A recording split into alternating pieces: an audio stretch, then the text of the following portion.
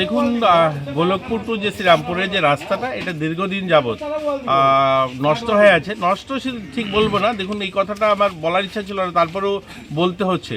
আমাদের কৈলাসহরের দুর্ভাগ্য যে কৈলাসহরে যখনই কোনো ডেভেলপমেন্টের কাজ আসে, এখানে কতিপয় কিছু লোক যারা বিভিন্ন পলিটিক্যাল পার্টির আশ্রিত, সেটা বামপন্থী বলতে পারেন বা কংগ্রেস পার্টির যারা, এদের কারণেও আরও রাস্তাগুলো খারাপ হচ্ছে। এই রাস্তাটা আপনারা জানেন, সত্যবান দাস তিনি এটা টেন্ডারটা পেয়েছিলেন এবং সেটা আমি বিধায়ক হওয়ার আগেই পেয়েছেন।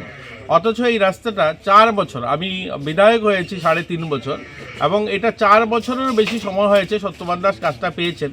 পেয়ে উনি ওনার মতো করে আরও অন্য কাউকে দিয়েছেন, এখান থেকে যা যা বিজনেস করার করে নিয়েছেন, কিন্তু রাস্তাটা করেননি। রাস্তাটা যেহেতু করা হয়নি, এটা অসম্পূর্ণ রাস্তা, এর জন্য গভর্নমেন্ট পুনরায় যে কাজ করাবে সেটারও কোনো প্রভিশন ছিল না। যেহেতু একবারের রাস্তা কমপ্লিট হয়নি, দ্বিতীয়বার কি করে হবে?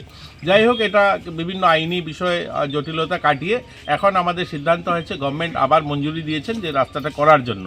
তা এখন ওনারা সিদ্ধান্ত নিয়েছেন করবেন, কিন্তু আমাদের ইচ্ছা ছিল যে দুদিকে যদি আমরা ড্রেন করতে পারি তাহলে এটা পার্মানেন্ট রাস্তাটা হতো। যেহেতু এখানে এত জায়গাটা ছোট, কোনো জায়গায় ড্রেন করা মুশকিল, কিন্তু কোনো জায়গায় করা যেতে পারে। তো এখানকার এলাকাবাসীর সঙ্গে আমরা কথা বলছি যে ওনারা যদি সম্মতি দেন বা ওনারা যদি চান ড্রেন করতে, তাহলে আমরা ড্রেনের জায়গাটা যদি পাওয়া যায়, তো পুরো রাস্তাটা যদি আমরা ড্রেন করতে পারি তাহলে রাস্তাটা পার্মানেন্ট হবে। তো এটা নিয়ে আজকে আসা এবং সবার সঙ্গে কথা বলা।